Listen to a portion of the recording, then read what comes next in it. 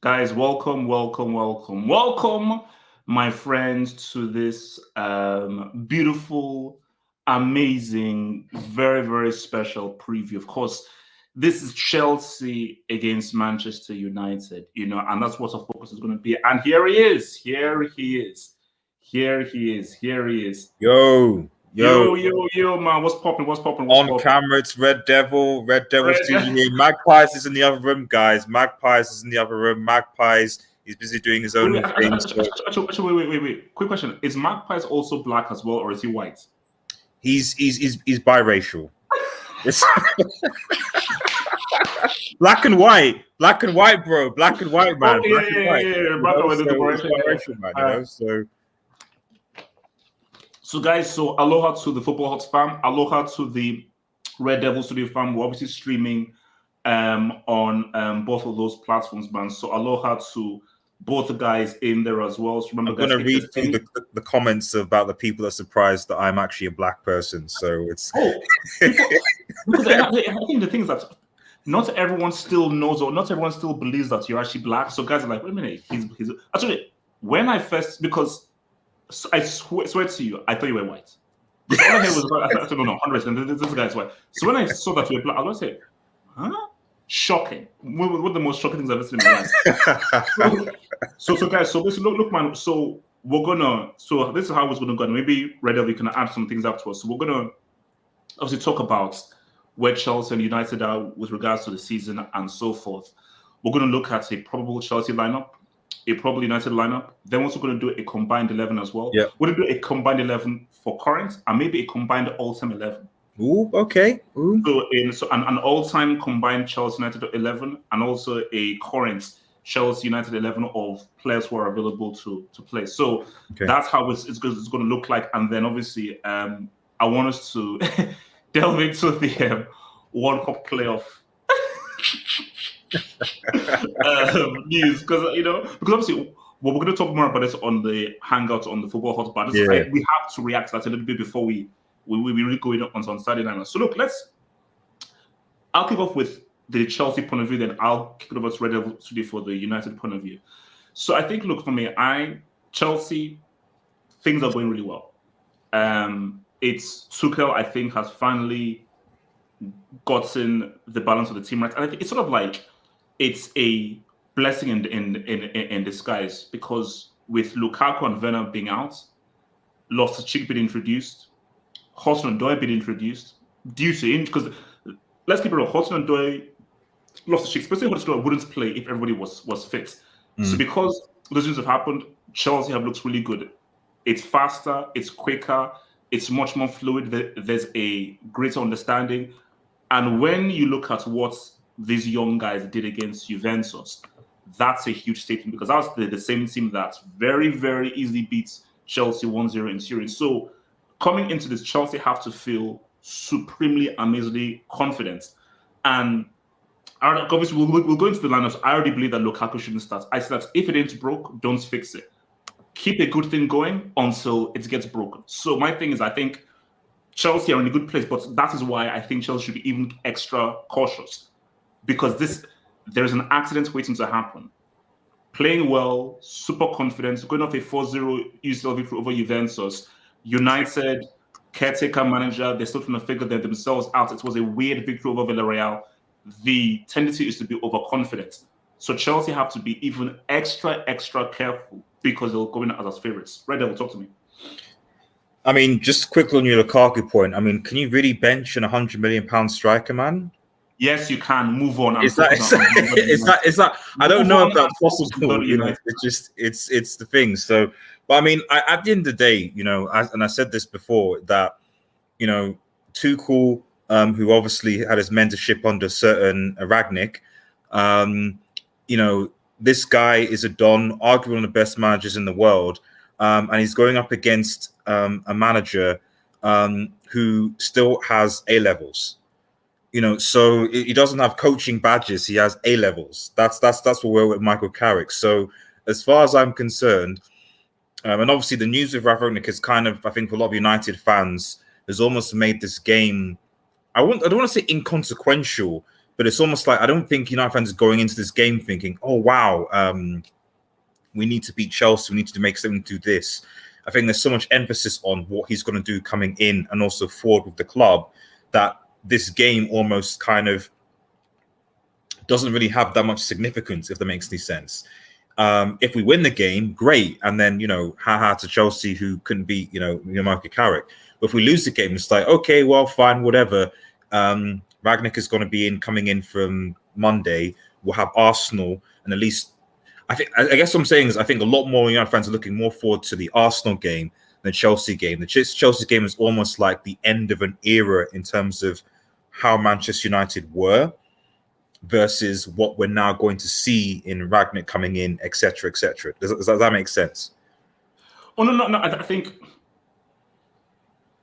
like, on one hand, it's United Chelsea, and it's a game because, again, look, it's still a long way to go through the season. But as much as it's true, it is inconsequential. But remember, top 4 is still key, and top 4 could be. Remember, it could come down to the last day of the season where it's a 1 point. So this could be an important 3 points or an important point. So as much as Carrick ends going through. If you lose, it doesn't matter.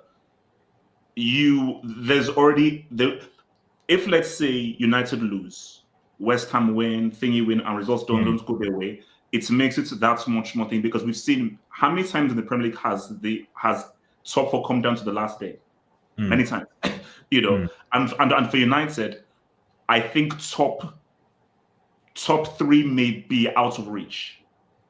Top 3 may be out of reach. If you're looking at what's Liverpool, City, and what you think, top 2 definitely is out of reach. Third, maybe best case scenario, third. I think best case scenario is third. Yeah. I think best case scenario is runners up. The thing is, I guess why is 2 games going important is that after these 2, because United actually have a pretty good Christmas run. We face a lot of the teams in the kind of the bottom half of the table, and then some after Arsenal. We're facing the likes of Norwich, Brentford, and so on. So the run up until the New Year is actually pretty good.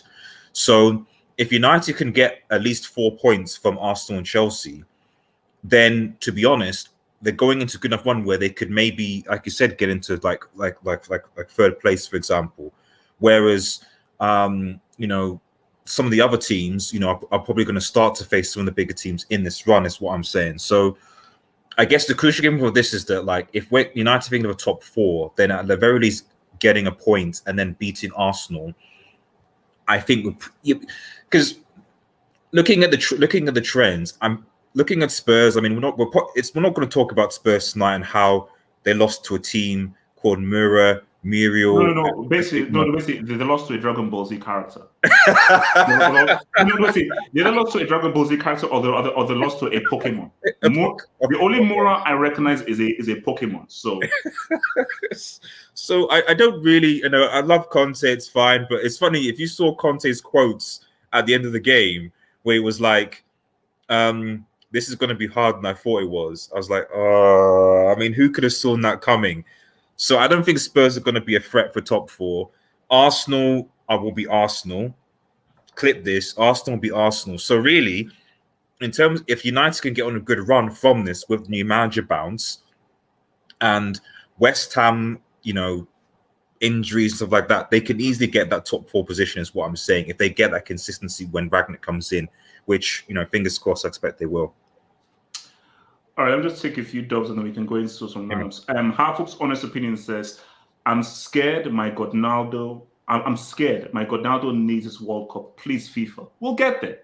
Honest opinion story, we will get there. We will dissect that. We'll dissect you were celebrating. You were quite happy today. I noticed. I was very happy, man. I was very sad. It was a very sad news. Some very sad news. From Wing Bubani says, Kaku must start.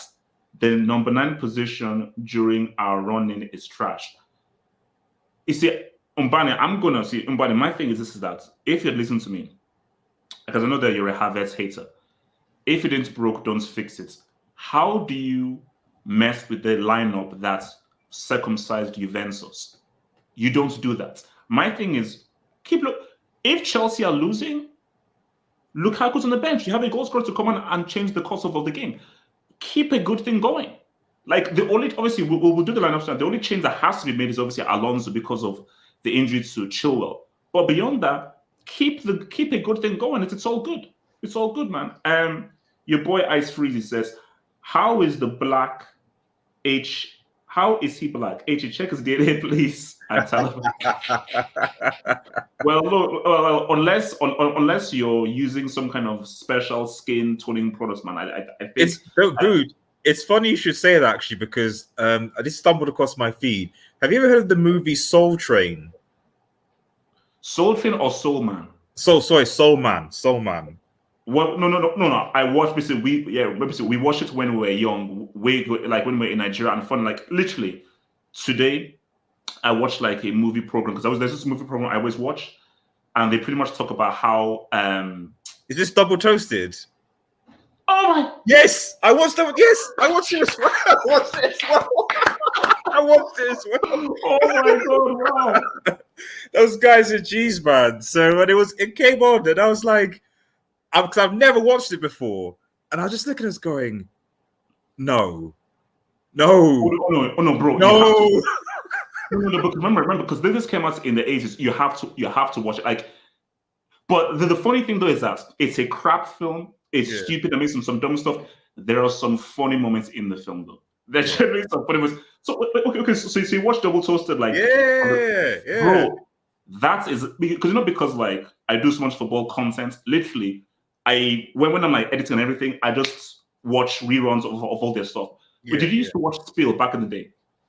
No, I've only literally started. It was lockdown that I came across the channel and started watching. I was like, I need something to entertain. So, and even starting the Red Marble thing, I was like, the movies thing was an inspiration. No, because they had a huge, massive thing called Spiel back in the early 2000s. I used to watch where they were like animated. It was massive, but then they went dusted. He did like a Kickstarter, came through. No, like don't like that. Those guys are hilarious as well. Okay, so guys, look, man, let's start doing some nanos, man. So let me pull up Chelsea's first, since Chelsea are, of course, at the home. So what the heck is this whole slide thing? What the fuck? Okay. So let's see. There we go. So now, can you make the color scheme like red and blue, or blue? It just doesn't work, is it? You know. What do you mean? Like United, it's in the combined. This is your Chelsea. I thought you're doing a combined level. No. This is your lineup. Okay. I always make it like pink or purple or something. So, so obviously Mendy in goal. For me, keep a good thing going. So Rudiger, Silva, and hopefully Silva fits, and of course Chalobah. Bro, Chalobah, the guy's on one. Obviously doing good. Rejay. And we're going to talk about this. This is where I'm scared. This scares me. This is one that scares me. Alonso. Oh, for sure. That thing scares me. So into the midfield right now, I think Kante is injured. So I would say RLC. Is he? He came off injured. So I'm not sure whether he's still injured, but my thing is that keep him protected. You see, if Kante is fit, play him. So you know what? If Kante is fit, play him. If not, RLC. So we can do Kante. If he's fit, he plays. If he's not, play Loftus-Cheek. So show ZH and Pulisic. Keep a good thing going. So Pulisic, okay, fine. So basically, apart from Alonso and RLC, this was the lineup against Juventus. Okay.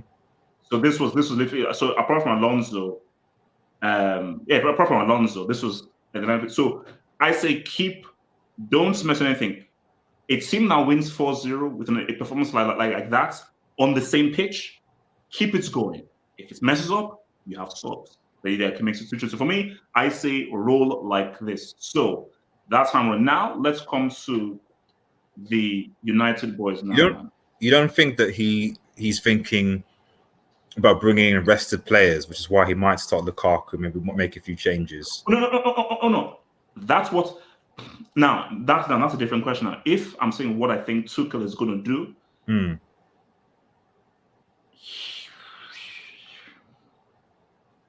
that's a trick. You know what? I tend to believe he'll start Lukaku just because of he's a star signing. It's a big game. So much. I hope he does. I hope he does. That's. Oh, okay. You hope he does, yeah. It's yeah. Sure. No, because Lukaku wants to make a point against United as well. It'll be like, I need to make a point. I need to score. I need to start. I need to show them that I'm better at Chelsea than United. He might, because Maguire is obviously a brick. So. All right. So talk to me about United. So obviously De Gea. So De Gea in goal. Is it back four or back three? I don't know what is Carrick gonna do. I mean, look, wouldn't he just? So, do you think he'll try and be sexy, or he'll just do what he did against Villarreal? I think repeating because both games are away from home. So repeating against Villarreal is a bit. I don't know what I don't know what Carrick's gonna do. I literally don't know what he's gonna do. No. Let's do this. What will you do? So this is you, because that Chelsea lineup is what I would do. I don't think that's what Tuchel would do. That's fine. What I would do. So let's just say what would you do? Chelsea away from home. So what I would do, obviously, I would play. I'd actually match Chelsea in a back three. But that's probably not going to happen. But I would match from a back three and then play, because Ollie did kind of do this, at least with City to Liverpool, and they want to make back three. So it would be Shaw. Wait.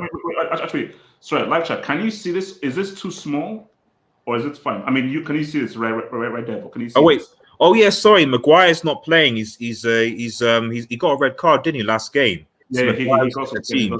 Oh, okay. So that changes things actually. Then a back four, because we only have because Varane's still injured, so we only have Lindelof and. So I just wanted to say, so wait, live chat. Can you see this, or do you? Okay, so I think they say it's fine. This is fine. It's fine. It's fine. Cool. It's fine. Okay, so back four. You say? Yeah, back four, because Maguire's obviously suspended from the red card, so it will be Bay and Lindelof.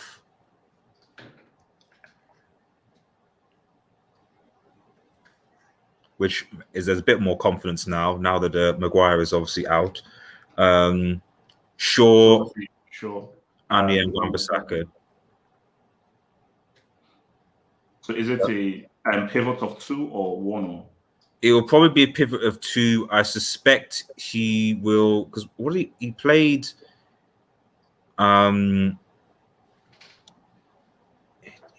Did he play McTominay? No, he played Van der Beek. I think no. He did McFred against the Real. It was McFred. It was McFred. So I think he'll probably go with McFred again here.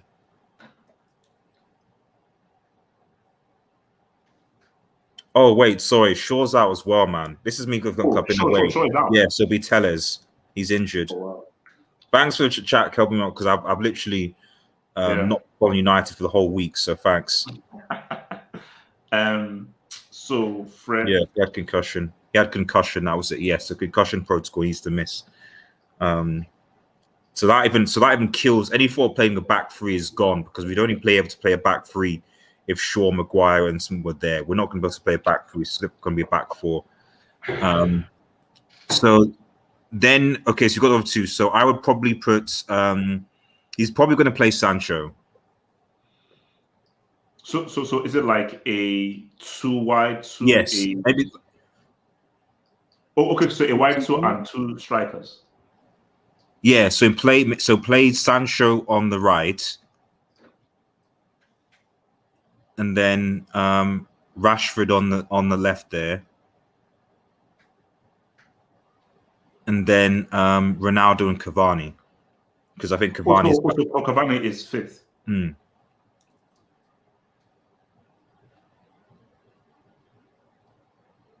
You see, now that worries me.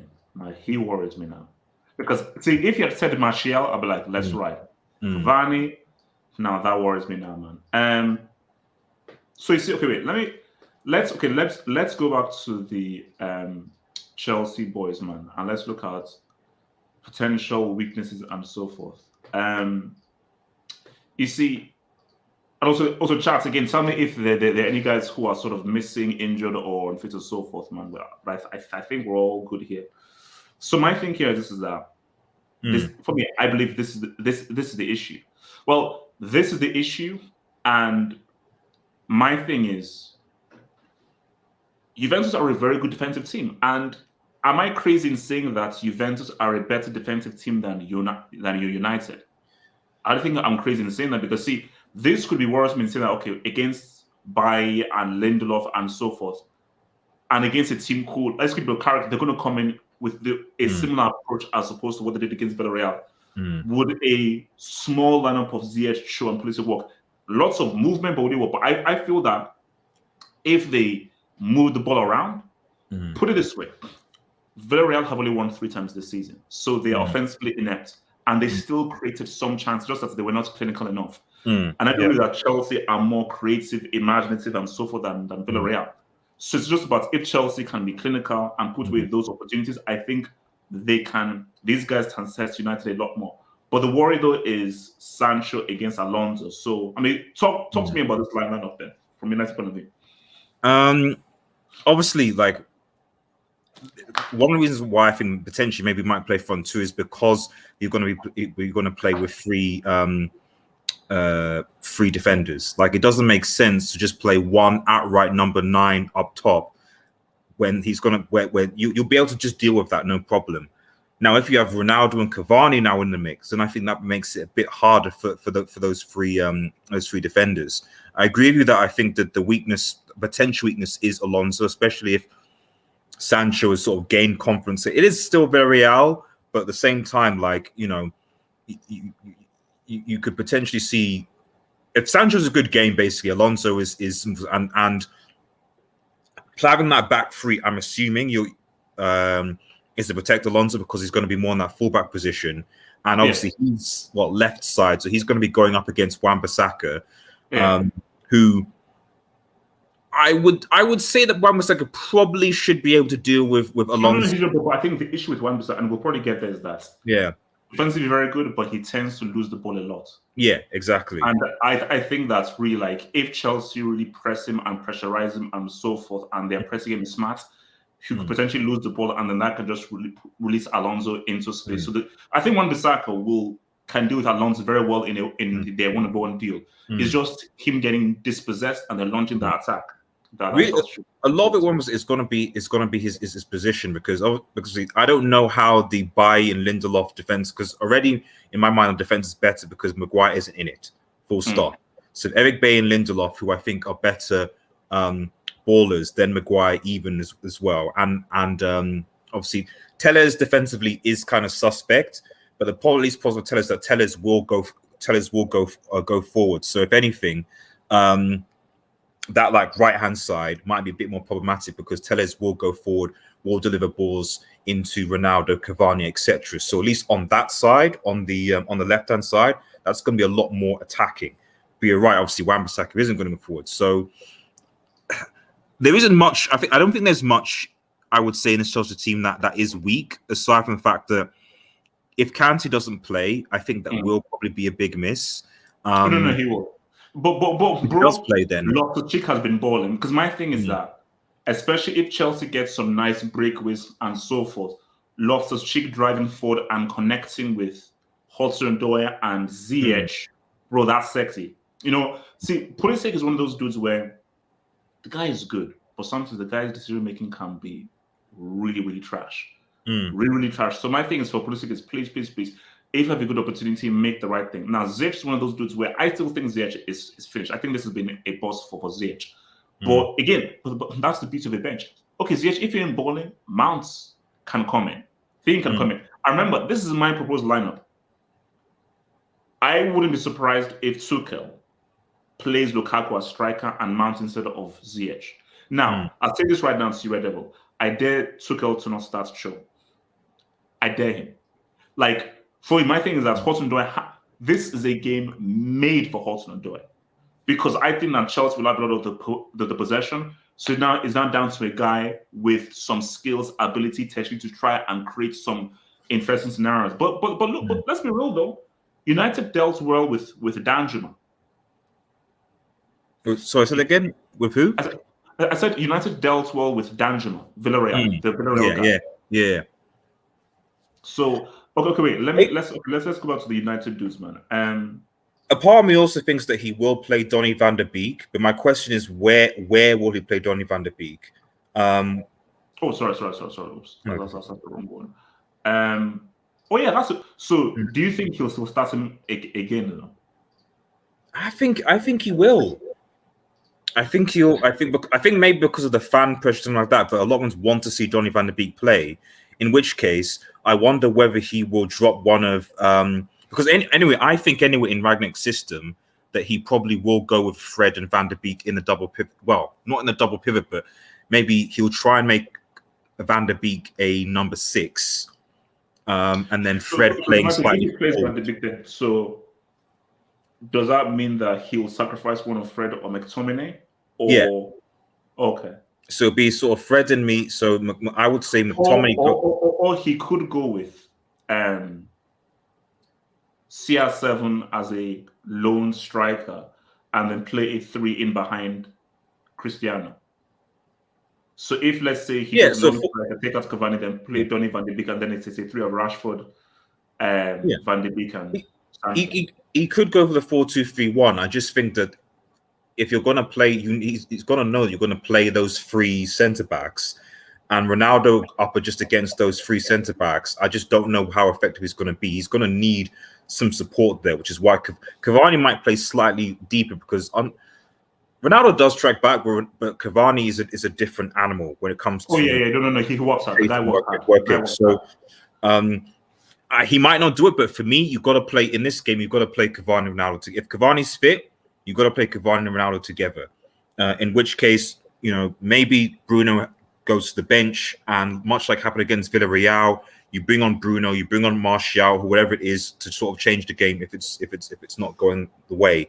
The only player, like I said, that you might change in the midfield is maybe you play Van der Beek where McTominay is, or you drop Fred even and play McTominay and Van der Beek together.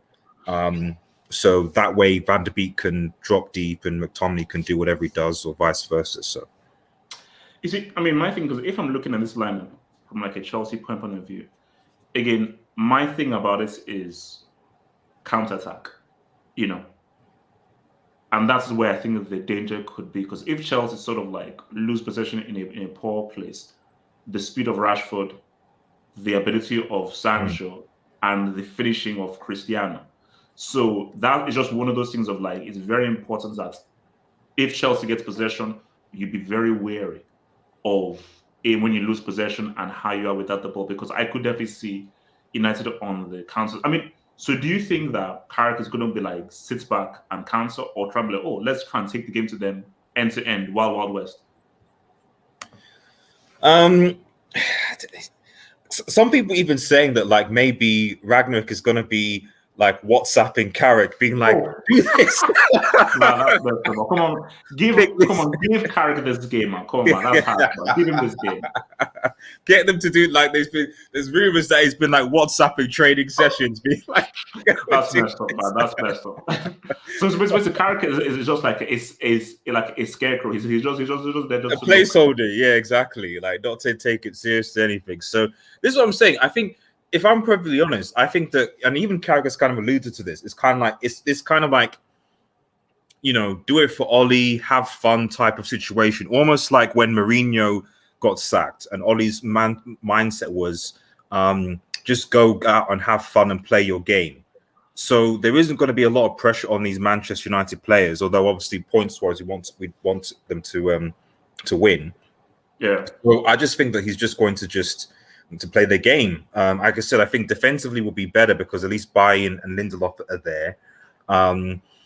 So and I think that will allow at least Manchester United to play further up the field anyway. So it won't be as deep because Bayern does allow us to kind of go forward a bit. So I do think we'll be a bit more attacking if we can.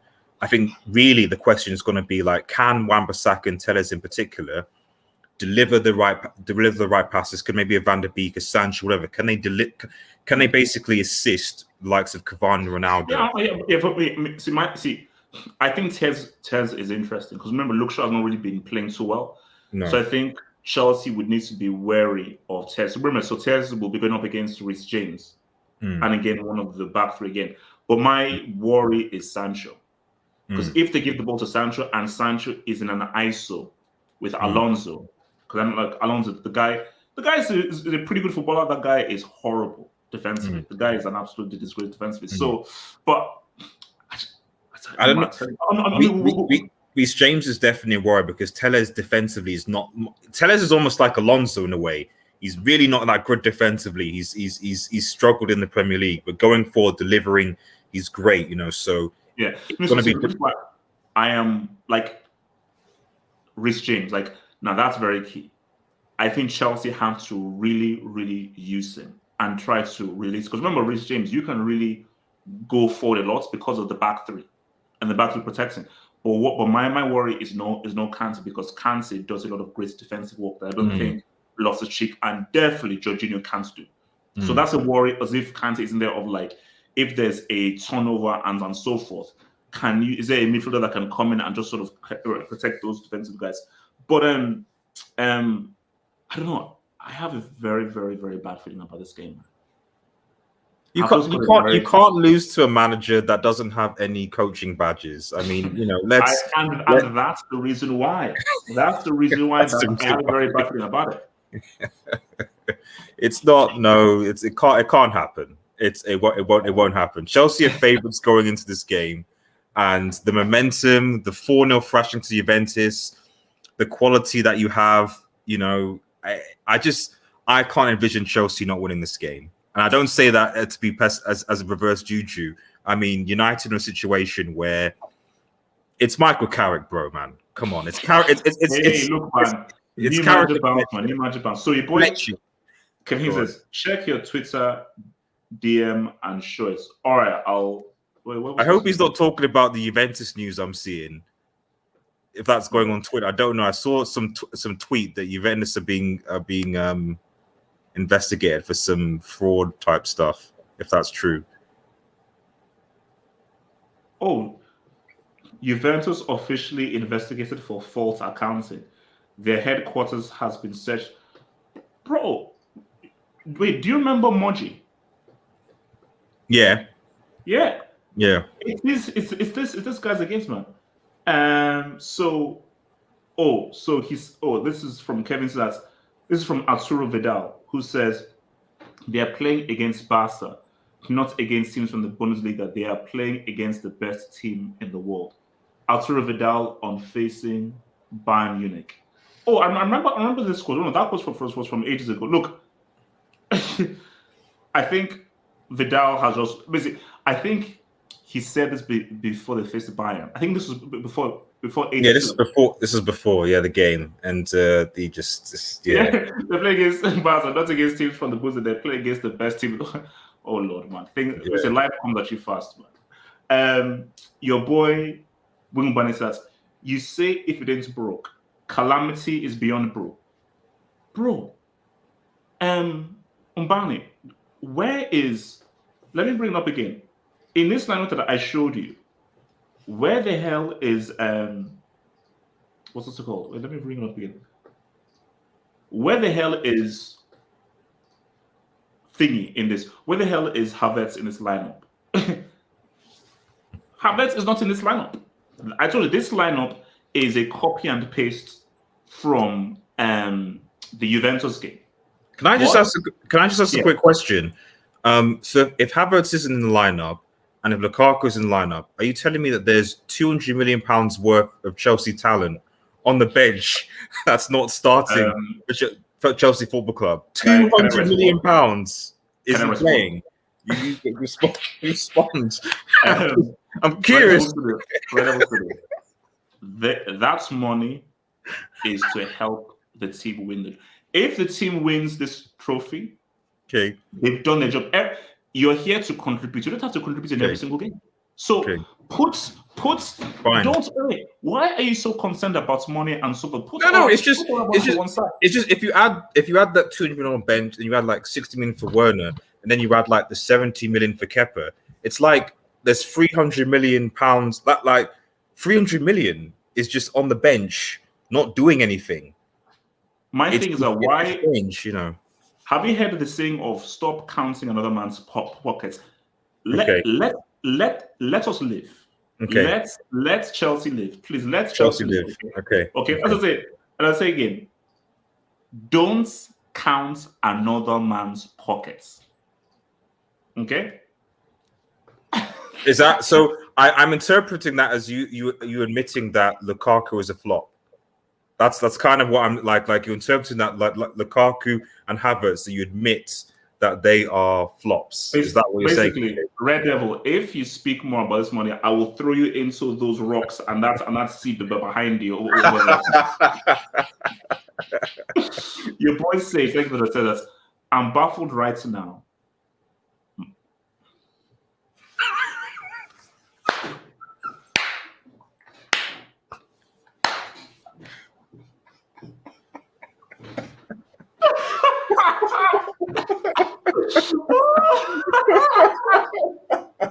Because at first I'm like, Magpies is a brother. Yeah. Look, man. I say again. No. Put it this way. Let me make you laugh. Do you know how, like, basically, if you're going into interviews, and people say this is wrong, but you know how, like, my mom will always say that, you know, if you're going into like an interview or something, you have to put on like the white voice. You obviously put on like that kind of like well-spoken voice whenever you're going into the interview and everything. For Red Devil, you don't need to do that.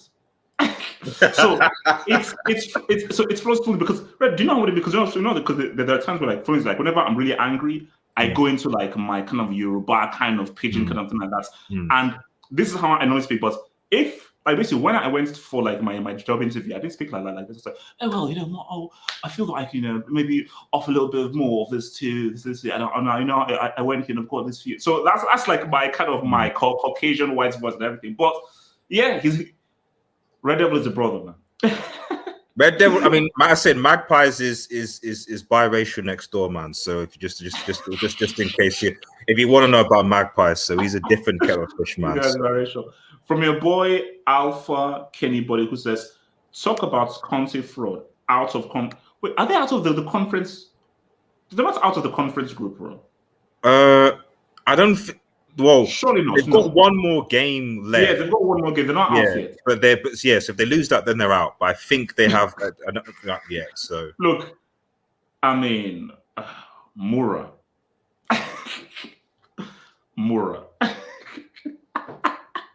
We've got to rank at some of the top defeats. Mora, Sheriff, you know. So like, which one comes out? And also remember when they lost to a team where the guy was calling from Alcatraz or San Quentin. Was it Sparta Praga thing when the dude was in prison? So. From Wingubani, he says, "I'm concerned Bruno and Sancho exploit the gaps." I actually want to talk to you about Bruno. Juve didn't between Chile and Rudy when Rudy pushed up. Gaps are bigger with Alonso. Charlo is suspect, but young. Okay. See, my thing is, I believe in Chalobah. I believe in him. Look, the guy got a man of the match performance. Give him this. Juve are good, but I believe that United have more attacking weapons than Juventus. So as good as Juve are, Juve's attacking weapons just aren't very good. And I think Tuchel learns from the first game. You know, and so remember, Tuchel has not really faced... Wait, did Tuchel ever play United? Yeah, he played... It was that boring 0-0... I think it was 0-0 at Stamford Bridge, where like we should have had a penalty because... Okay. Yes, okay. So, but this is a whole... So my thing though is, So you don't think Bruno is going to start? He could not. If they start, if you put Bruno up in there, that could be a counter-attacking bag you can slip into, which is what Umban is now saying. I mean, maybe he might just default to the 4-2-3-1, go like Connolly, McFred, Bruno, Sancho, Rashford, Ronaldo, and I wouldn't be surprised if he does and goes to 4-2-3-1.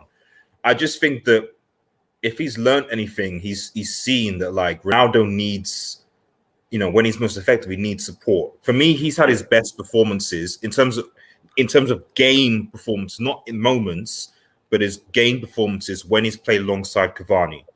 In my opinion, when he's had someone else as a portrait, so he can just focus on scoring the goals, and Cavani can kind of and especially against three defenders, it doesn't make sense to me to like Ronaldo he'll be neutralized unless like a Telles or a Sancho or Van der Beek or whatever can supply him constantly. Because to be fair, against Watford, Van der Beek gave him at least 2 or 3 good chances, and he didn't put them away. So if he gets that, then okay, maybe he might be able to. But no, because my thing is that like Mendy is good, but Mendy, you're facing Cristiano. Like, give Cristiano a good chance, man. Mendy, this is now a step up. Because say what you want about the Portuguese get more. This guy's goal scoring is different. The Portuguese get more like his goal scoring is in a whole different level, bro. So the Mendy's the best keeper in the world. So you think there's enough creativity between Rashford, Sancho, and Cavani to supply for Cristiano? Because that has to be that for me. Chelsea's danger is stop Cristiano from getting any opportunities. I mean, I think we both don't want to see Cristiano Ronaldo doing a sweet topless at Stamford Bridge. I'm assuming we both don't want. Wait. Let me put it out into the universe. My fear is of Cristiano. Like it's 1-1, 93rd minute. Either a penalty or a header, and he does the seal at the bridge. That is my nightmare scenario. No, yeah. It's not gonna happen because you put out the universe, you jinxed it. It's not gonna happen at all, So YSK respect the Took Jackson. His name is said. Thomas Jeremiah Wolfheiser Metzelder. The Took. That's his name. Okay, that's his name. His name is Thomas Schweinstreich Gustav Mission Frieden Tuchel. Please say his real name. Baptized Juve with 4. Baye and Lindelof equals 5 minimum at the brothel. Hashtag high stakes. Also, DM link. I want to speak on the reverse juju you used on the 36-year-old. Okay, when we get there, I'll send it. And I didn't use any. I did not use any reverse juju, but when we get there, I'll send it the link. When we get to segments, I'll send the link, man. Also, guys, remember as well. Tonight on Twitch, we're on pro clubs. Tonight on Twitch, we're on pro clubs, man. So, because YSK is one of our strikers. So tonight, join us on Twitch and we're going to be doing it all the way through the night, man. So tonight on Twitch, we're on pro clubs. Let me show that because I want to go to combine 11. From your boy, Sage says, if we're playing 1v1 basketball, that accent sends me.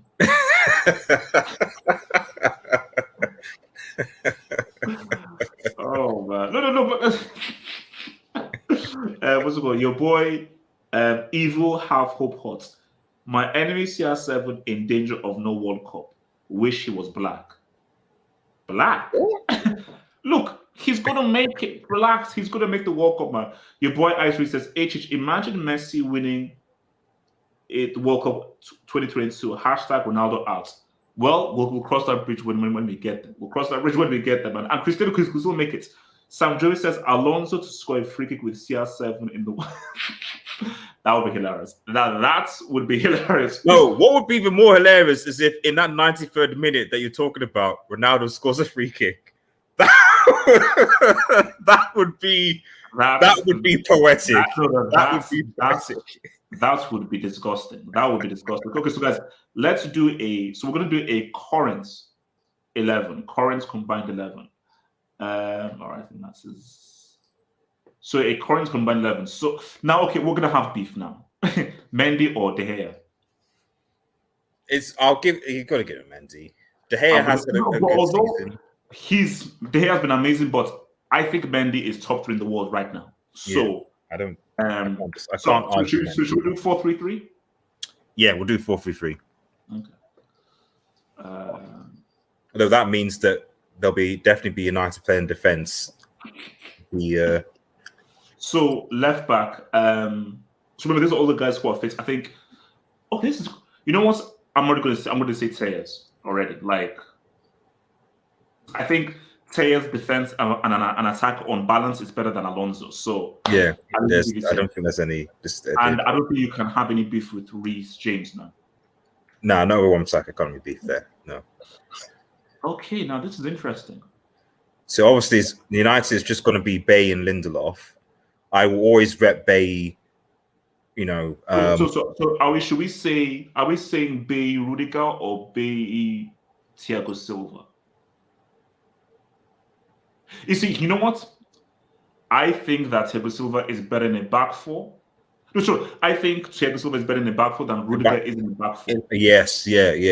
So I would give you Bay and Thiago Silva. I'll give it that. Yeah. So should we play a base 2 and a attacking mid, or should we do this? So is Kante fit? Is the question, because that's that. I think that. So live chat, talk to me. Live chat, is Kante fit? Live chat, talk to me. Is Kante fit? Is Kante fit? Someone in the live chat, help us out, because that's the key thing. Because he went off injured in the, I believe he went off injured in the Juve game. Yeah. Because if he's not. So anyone in the live chat, can you please tell me? I'm looking at the live chat now. Is Kante fit or not? Does anybody know? I hear it. There's people saying no, he's not. Yes, people say no. Okay, I'm seeing more no's. Yeah. Okay. So then you're saying you're gonna have to play Jorginho then, surely, because we don't really have Bro, I'm fighting for Loftus-Cheek, bro. I'm fighting for Loftus-Cheek. Because I'm sorry, Loftus-Cheek over McFred. No, I agree. But I'm also thinking about Van der Beek as well. You know, Van der Beek and Jorginho, because obviously he can not the role. Because I don't think even. Well, I'd be very surprised if Carrick plays McFred anyway. So it might be like either McTominay or Fred, or Okay. How about this? Okay, I'll give you this compromise. How about Jorginho, Loftus-Cheek, and I'll probably give you Bruno in that attacking midfield. Bruno,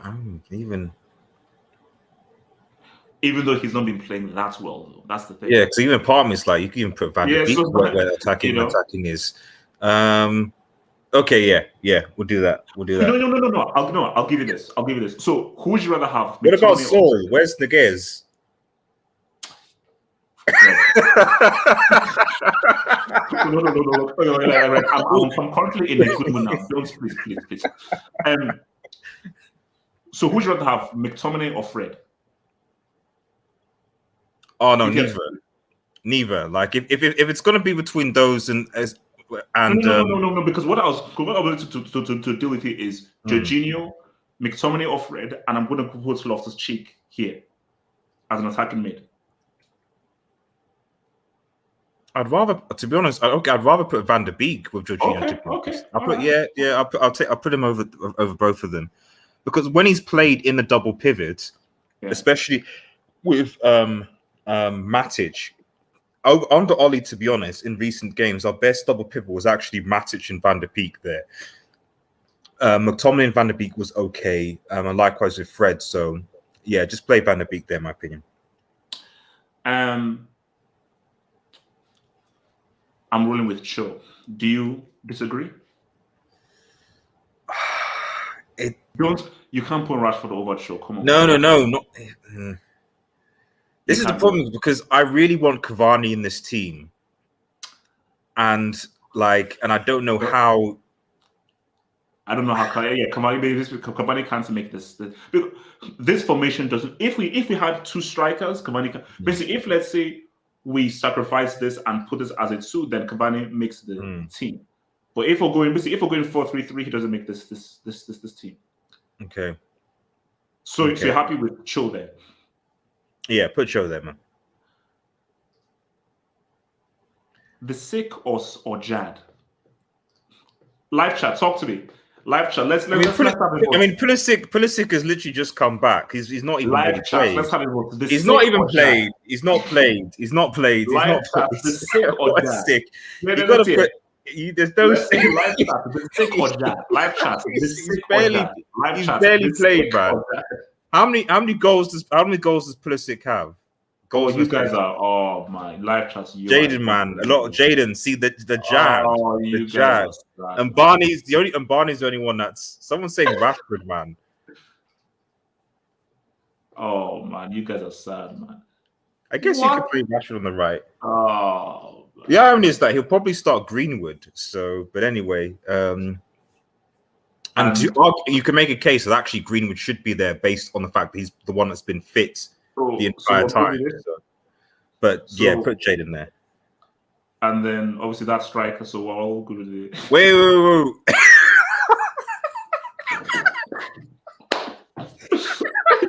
So live chat, are we good with it? So live chat, are we happy with this lineup? Streets, are we happy? Lukaku, man. Lukaku. I mean, bro. I mean, wasn't he supposed? Is he on track to getting 15 goals this season? Oh man. Also, no love for Mason Mount. HH. Why isn't Mount getting to this? Who? Mason, Money Mason. Who is that? The guy who. Oh, Perry Mason. No. Yeah. Perry Mason is a TV show about this guy in a wheelchair who basically solves crimes. Perry Mason. He got an assist in a CL final though, didn't he? No. Red Devil. Perry Mason is a TV show about a detective in a wheelchair. Okay. So I'm not sure that's the Perry Mason. So guys, look at that. So are we happy there? Yeah, because Lukaku's not there, which is it's a major plus because we need someone who can score goals and not trip over his feet. Let's be real, man. Hey, relax, man. Relax. All right, so let me get some of these dubs, and then we're gonna do a all-time 11, which is not going to be even interesting, even more interesting. I'm gonna get into our you know what? Let's make this thing. There we go. All right, let me just get some of these comments here. From Yassi side, man, think of it up. HH, why lie? Just admits you put a crazy juju on CR7. Playoffs, okay, whatever. But talking Italy, HH, why, bro? HH, why are you the villain in this story? Why? Yes, I am as shocked and appalled as you. I mean, we're gonna get that talking about. But yes, you don't come across as shocked and appalled, HH. You come across as very. I am shocked and appalled that the payments didn't go through. Okay. I am surprised that the payments did not go through. So, yes, side, please. I'm with you. But yes, side, I think he'll do it. I really believe that he will do it. Have hope. Look, what does it say? Have hope.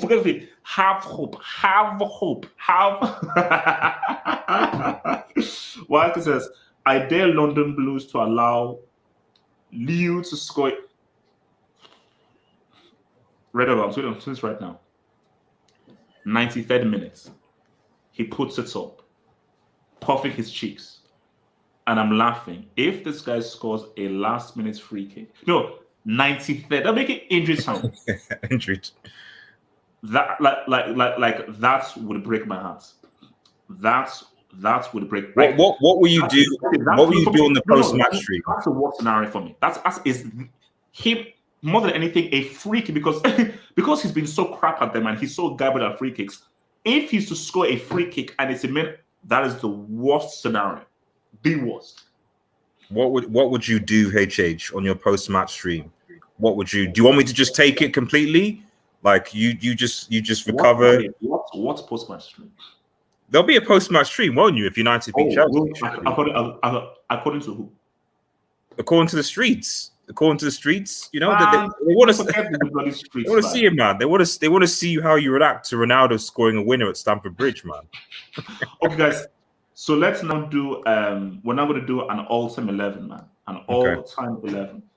Now this is going to be tricky. So, are we rolling 4-3-3 again? 4-4-2. What formation? Actually, let's have the so live chat. What's formation for an all-time 11? Let's see what guys say.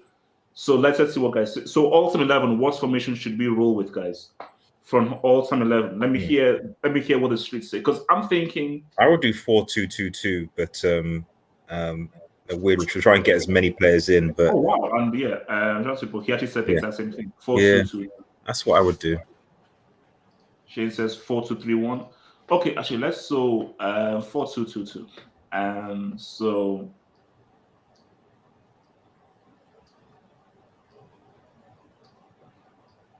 this. Yeah, something like that. Okay. All right. Actually, you know what? You're right, because of, if not thinking about the 90s and the wingers and so forth, I know you're right. Yeah, this makes sense. Yeah. And we both have, that there's at least, up top, there's, yes, I think we kind of already know going to be there. That's correct. 100%. Yeah. All right. Well, we're going to have this. So Schmeichel or Czech? Now, can I make my arguments? You can make a case for Czech. Go on. Let me make a case for Czech. Okay, Schmeichel was amazing. Superb. Look, I think me and Red, we are old enough to have seen Schmeichel at this peak, and Schmeichel was amazing. Was Schmeichel ever the best keeper in the world at any point? And my argument is from 04 to between 04-05, Czech was the best keeper in the world. Because I remember those Euros in 04 and his first season at Chelsea, Czech was the best keeper in the world. Schmeichel was good, but remember, Schmeichel was at the time of Oliver Kahn. I think Peruzzi was around. Toldo was around. So he was around of Toldo, the young Buffon, Kahn, and so forth. So Schmeichel was never the best keeper in the Premier League, was never the best keeper in the world. Czech was the best keeper in the world.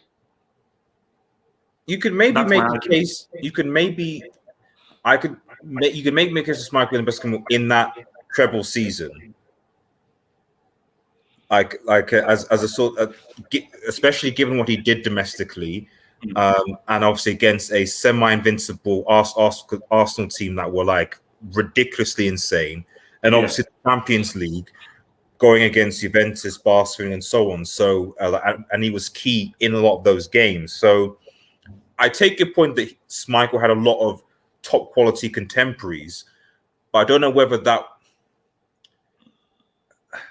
Some of that is, I think, some of that is also the fact that maybe around Czech's time, I don't think there were that many keepers that you could necessarily rate as being top notch that would be competing with like a Czech, if that makes any sense. But I take the point. So I don't know. We have to make a decision, man. Well, I mean, it simply comes down to one simple question: one man has the treble, the other man does not. Live chat, am I wrong? One man has a treble and the other man does not. It is what it is. Also, in fairness, Schmeichel's offspring, sperm, has a Premier League title as well. So, like, as an extension, Kasper Schmeichel, is keeper of the Danish team. So, you know what? I missed this out. The Euros. That's 92. true. It was not. It was 90. When was it? 92, wasn't it? Yes. Because if no Rob, that's it. That's a clutch point. That's a clutch. Because that's you know what? Okay, all right. I'll concede. because of the Euros, I'll concede. But it's close. Centre back is where it's going to be. This is going to be worse. Yeah, actually, no. Well, let's leave that. So left back, Ashley Cole. Come on, bro. Don't you can't argue with that. Happy? I want. Well, I need to make at least a case for somebody, like you did with No. You can't make a case against arguably one. Forget about him as a personality. He's arguably one of the best back of all time. You don't. Don't talk about Evra, bro. Red Devil, you can't. No. I'm not talking about. I'm not even talking about Evra. I mean, we go far back. I mean, you know, I think the closest least to me, maybe this shows my age with time, would be like, say, a Dennis Irwin, for example. For me, Dennis Irwin was good. Irwin was very good. Irwin was. I'll give you. Irwin was super consistent. That's my key thing. Consistency, double-footed.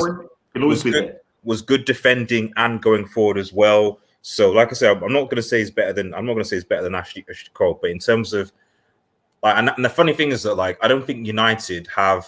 I love Evra, but I still think Owen was better, and I don't think United have actually.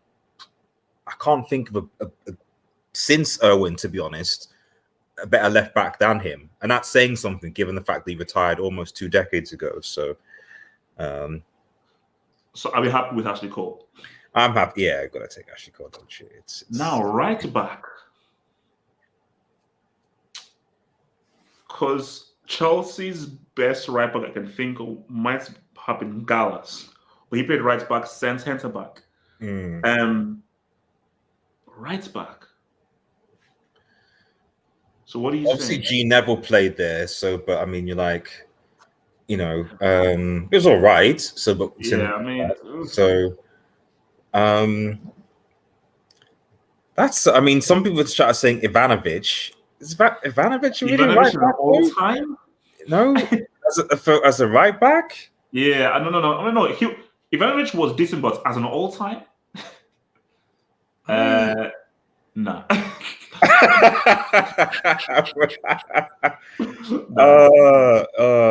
would want to sack it. So you know what, bro? The fact that we can't name a name, Aspie. Because unless you can give me a United guy, Aspie. Like literally, even in my mind, I mean, because okay, yes, you have like Antonio Valencia, you got Raphael. I can't like literally. I think if we're talking about consistency, it's gonna be Gary Neville, to be honest. Like Gary Neville, Valencia. That's literally all I can think of. Yeah, I mean, to be fair, Dennis Irwin did play right back as well. So you could make a case for him because he was too fitted. Was he? You know, did he play there as consistently as Azpilicueta? I would rate him, Dennis Irwin, above Azpilicueta personally. But did he play as consistently in that right back position as Azpilicueta did? Probably not. So we're rolling with Aspie. Aspie, yeah. All right. You know what? This is actually easy. Because it's easy because I believe that this is one of the great central defensive pairings. Terry Rio. It's Stam though. That's the thing. Remember how good they were for England. Like, in terms of defense, I'm willing to put Terry Rio up against any defensive pairing. Those two, as a defensive pairing, thou shalt not pass. Peak Terry and Rio, thou shalt not pass. It's Stam though, man. That's the thing. Like it's like I agree with you. But you also have to think about individuals also as a pairing as well. So if we're thinking of this as a team and cohesion, Terry and Rio played together a lot more, and they played together very effectively for England. Yeah. I mean, wait, hang on a minute. Why are we okay, I appreciate Terry. I appreciate but like United have we have Vidic, we have Ferdinand, we have Jaap Stam. All three of those could make we've already got a left back and a right back from Chelsea Football Club right now. Like we would do. So so to be honest. So you want a United defensive pairing? You see now, incredible. Look, he's a racist, he's an adulterer. Exactly. You can't have an all-time team without John Terry. I know that he's going to sleep with people's wives and so forth, but that's just something you just have to accept. Exactly. You can't. Okay, look, we'll get police and guys involved in everything, so he doesn't sleep with anyone's wives. But you can't have an all-time thing without John Terry. Yes, he may be an idiot and a fool, and yes, he was in Nigeria with Roberto Carlos. You can't have an all-time team without John Terry. Come on. I mean, Silliman, man, it's Maguire, man. I mean, bro, all I can say is make sure you don't get Iniesta in January, man. That's all I've got to say, guys. Please, like Iniesta, like you didn't have to go there. You didn't have to go there. No, So, okay, look, I'm sorry. It's Terry and pick one for United. Terry and pick one. Okay, well, I better get one of these midfield spots, at least two. Yeah, okay, fine. Let's go Ferdinand. I do think I don't know. There's something about Jaap Stam and what he did back to back 3 titles in that sense of and then winning the part of the treble team as well. It's like, literally none of this back 4 has won a treble. It just doesn't make sense to me. Like none of this back 4 has won a treble. Can you keep your filthy, stinking treble to yourself, please? No one cares, man. Relax. No one cares about your filthy, stinking treble, man. All right, so now this is interesting, man. A double pivot, because 100% we have to have Makelele. Should we say Makelele scores? See, that's my pitch to you. Makelele scores. Trying to think other midfielders. As a 2 pivot. That's myself. I mean, Streets, talk to me. Streets, talk to me. Streets. I wanna make a pitch for Makelele scores. Streets, talk to me. Makelele scores. Yeah, I mean, Keane is a good shout. Keane, this is what I was thinking because when we go into the winger situation, it's one of those questions where, like, are we going to play Ronaldo? Kante. Because I'll be real with you, man. I might take Kante over Makelele. Ooh. I'm just saying. I mean, I might take Kante over Makelele. Yeah. And I think if Kante is in this team, you probably don't need Keane. Probably don't. Because if he now puts Kante in there, then Kante scores. Yeah. And Kante's score would be a pretty damn good 2. Yeah. Guys, I'm going to be real with you, man. I love Makelele and everything. Kante is Makelele and more. I'm sorry. Kante is Makelele. Oh, Shay Chuba. Balak Schweinsteiger. Yeah, Schweinsteiger technically did play for United, didn't he? So, he's United. Because remember, this is United Schweinsteiger, not Bayern Schweinsteiger. So, yeah, I could because Kante Keane. Yeah, I just think it's much of the same thing. Kante scores. Kante scores. Yeah, Kante scores. Kante scores. Oh, we're going to talk about this one because there's certain good missing, but we're going to talk about it. We're going to talk about it. You know what? I'm willing to give you. You know what? Okay. How about this? I'm willing to give. I'm willing to. Oh God! Okay, this is difficult. Oh my God, this is difficult. Because I was going to say that I'm willing to give you Giggs and Cristiano, but then what about Hazard?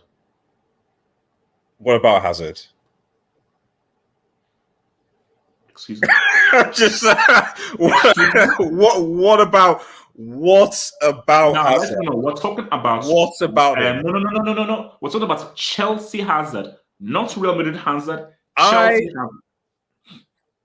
And no, you know what? No. Red Devil, we're gonna fight.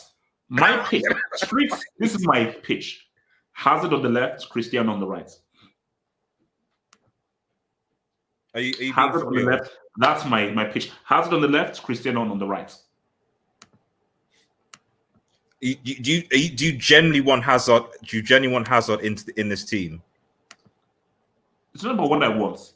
He has to be in this team. He has to be in this team. So yeah, do you think Hazard is a fraud?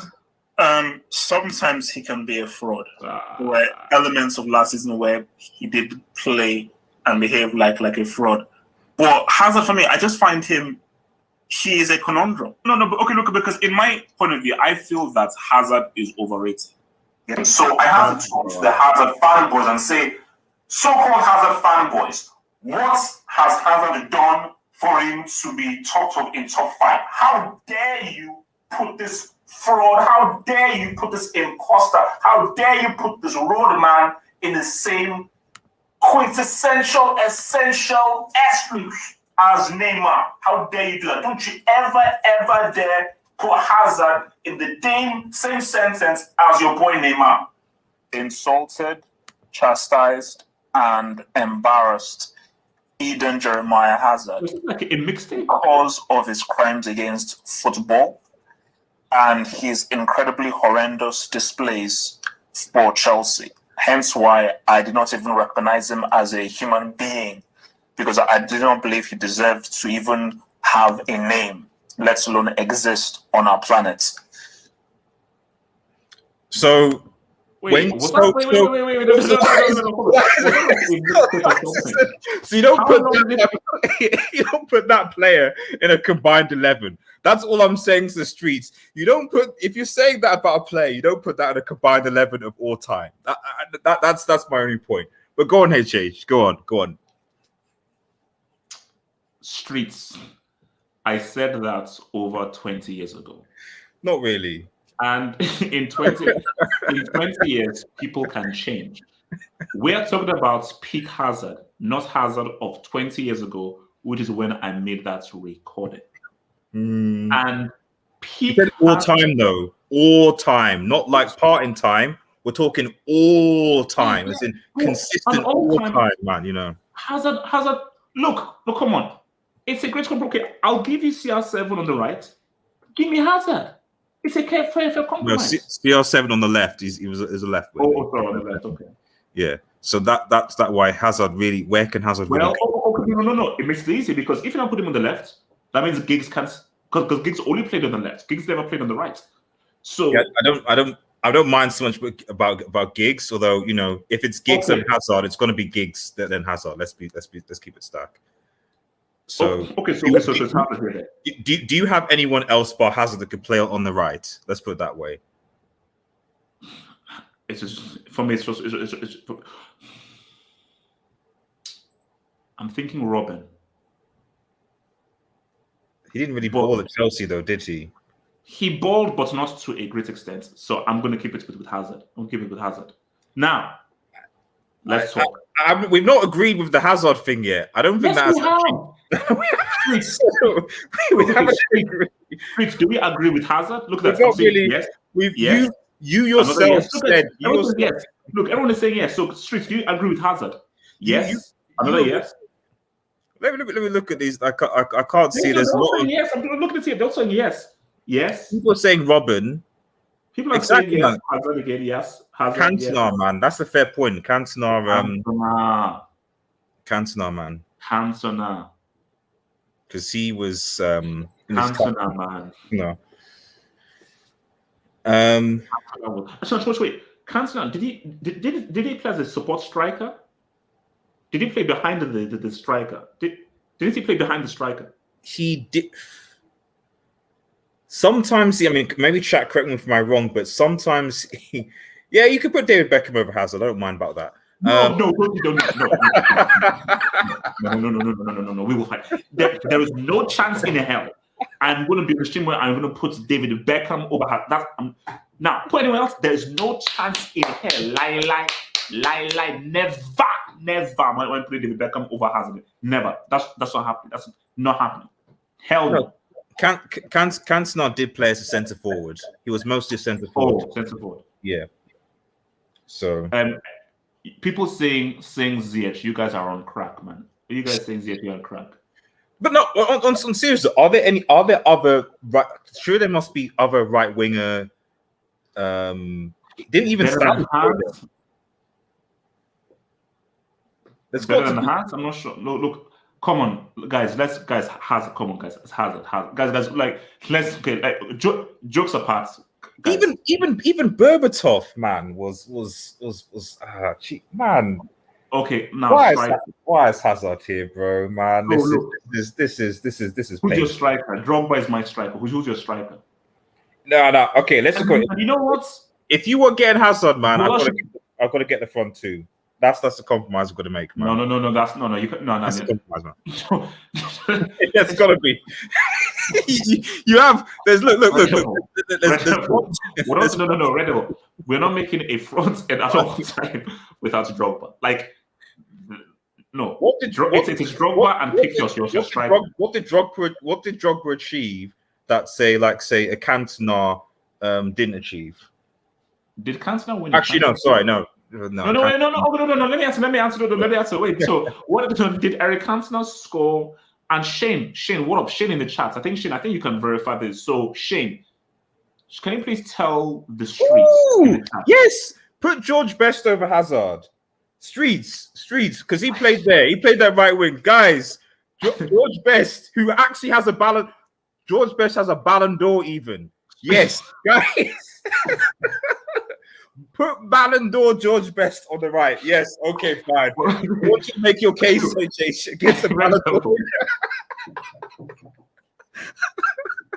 Right now, can you please pick your striker, please? Right now, can you please? As far as I want to make your striker. We've already moved on. Can you please pick your striker, please? A guy. I just want to chat. I want people to realize that KJ just put a guy who's called a bum and worse than Neymar, who isn't even a human being, over a Ballon d'Or winner. Let me repeat this: over a Ballon d'Or winner in George Best. But let's put it that way, man. So yeah, let's So Red Devil, who's your striker? My strike is my strike is so you're listing all these names, and all of those players could easily make the front two without Drogba. Red Devil. You can't see me. No, you can put Cantona on Van Nistelrooy and it's fine, it works. You can put Cantona and even a York, and it works. But you can even put Cantona on a Rooney, and it works because Rooney and Drogba are the same CL. Okay, Red Devil.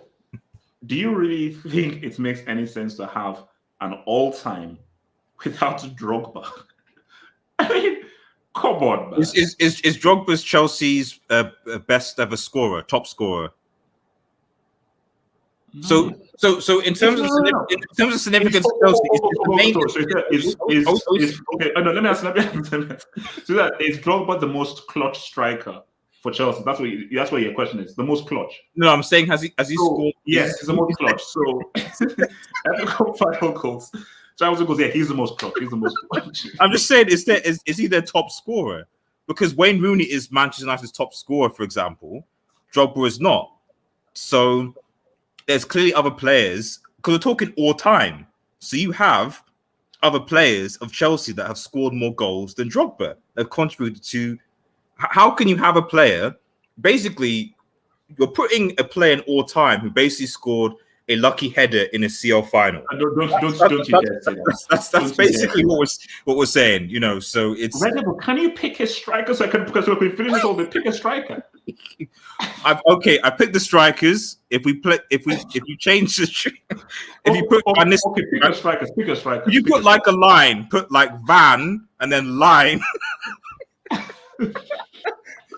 Okay. Yeah, put Van. Yeah, exactly. Put Van. Yeah, exactly. Do that. That's fine. Van. So basically, what we could do is like, sort of like an anime. We could go to like a scientist and just do like a hybrid. so basically, like Rooney's right leg, but this was left leg, like so basically, it's a hybrid. We have like an Android. We have like an Android as a right back and everything because. Drogba isn't living this. You can't, bro. You cannot have not include someone who basically went into a crowd and kicked someone in the chest for cussing out. Is like that. That alone is worth. And also, I'll be real with you. Like that's actually probably one of my favorite kicks. Like that's United away, with the black with the yellow. Yeah, the golden stuff. I like that kick. It was lovely, man. So, guys, this is our 11. So, Schmeichel in goal.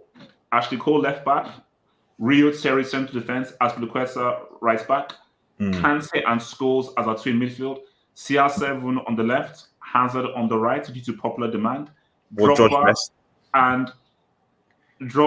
and look, Red Devil. If you had to pick a striker, if you had to pick just one United striker, if you had to just pick the one United striker, it'll be Cantona because it was kind of my earliest memory with football. So I'll pick Cantona based on that. And I said the kick for me was just. And do you know why this works? You can do this. You can do this. Yeah, that's true. That's true. Yeah, because Drogba can just be the finisher, and Cantona is the creative guy just behind him. You know what's even better than that? Cantona over Rooney. It can Cantona over Rooney. Because Cantona would do better in that role than Rooney. Honorable mention to Berbatov as well, man, because he could play in a position as well. And honorable mention to, well, not honorable mention, George Best would make this team even better. So, Hazard. All with all respect to George Best, I'm not putting George. I'm assuming. Actually, one last thing before we move on. Who's the manager?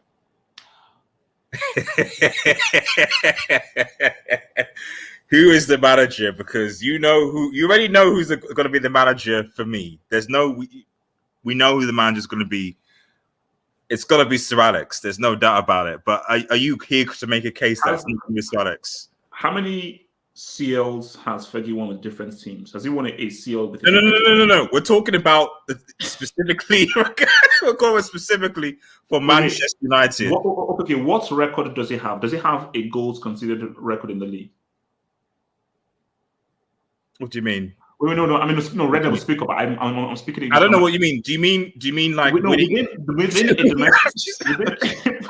a domestic season? Yeah. Does he have a goals? Let me land. Does he have a goals for record, a goals against record, or a points record? All I know. Guys, all I know is that the man basically won the title 3 times in a row twice, which as far as I'm aware, no English team has done that. He also won a treble, which as far as I'm aware, no English team has done that. So already I've given you 2 things that he's done. No, but what's record? That's a record right now, isn't it? That's a record. No. Red Devil, fine. I'll win. I'll give you Fergie, but my thing is that he doesn't. You're saying that he holds no record in a domestic season. What so you're saying the thing is HH.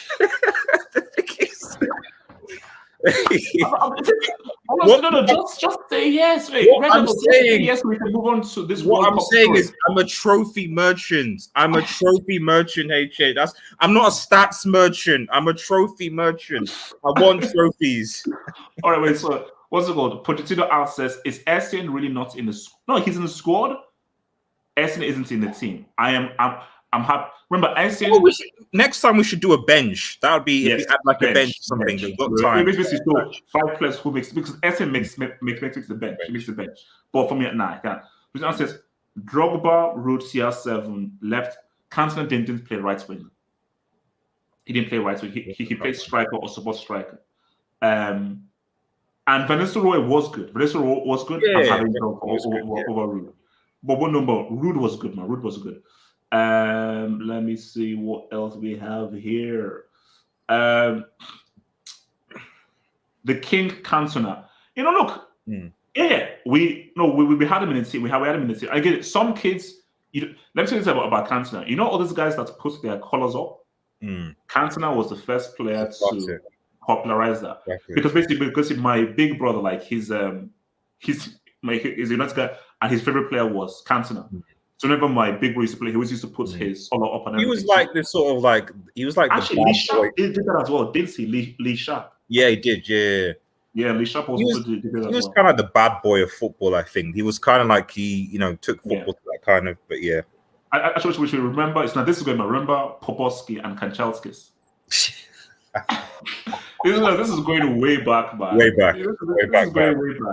Yeah, Popovsky and Kanchelskis. Basically, Popovsky was the ultimate pace merchant. He'd get the ball and head down and just run.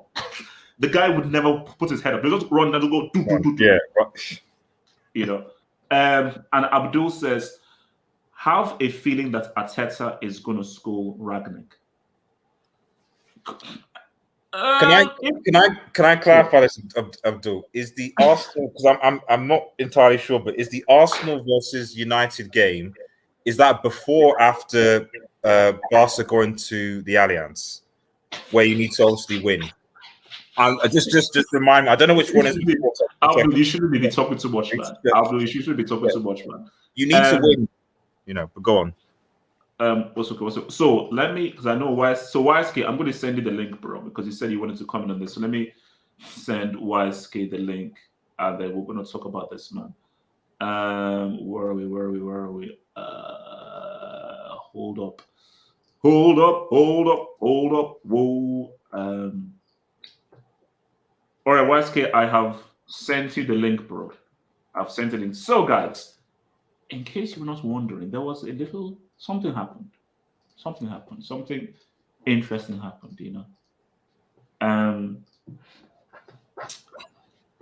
The playoffs were announced. European World Cup playoffs. Now, let me be fully frank here. I really believe that these would be rigged. Because I believe that there was no way Qatar would deny having World Cup royalty Italy 4 World Cups, or having a guy with, I think it's 300 million Instagram followers. So here's what we know. Italy play North Macedonia in one semi. Portugal play Turkey in another semi. And if they both win, you may be seeing a final between Italy and Portugal to make the World Cup in 2022. Red Devil, I'm gonna roll this to you. Do you believe he misses out, or do you believe, like how I believe?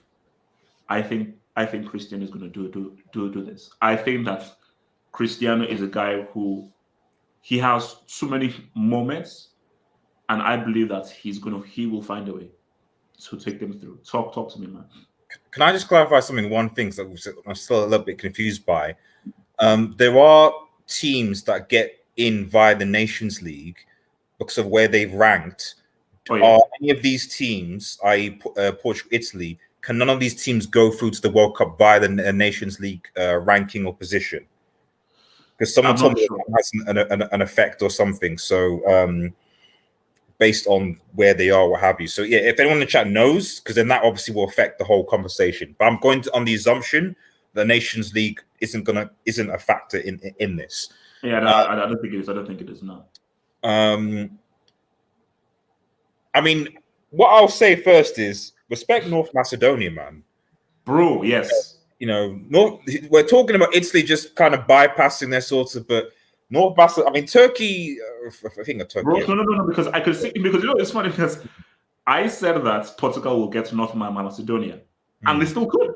They could face them in the final because, I mean, put it this way, like, whatever happens, to not have a World Cup with either Cristiano, Portugal, or for Italy to miss out on 2 World Cups would be freaking insane.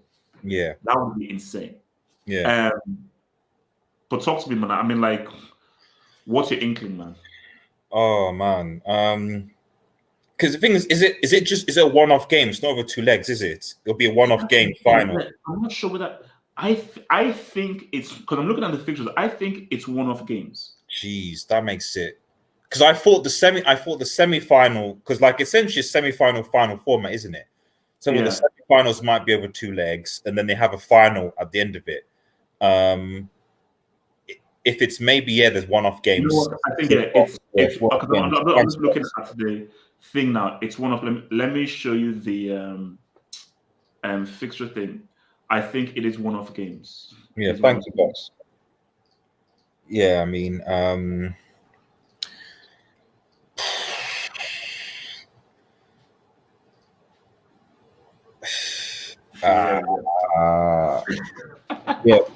but yeah, final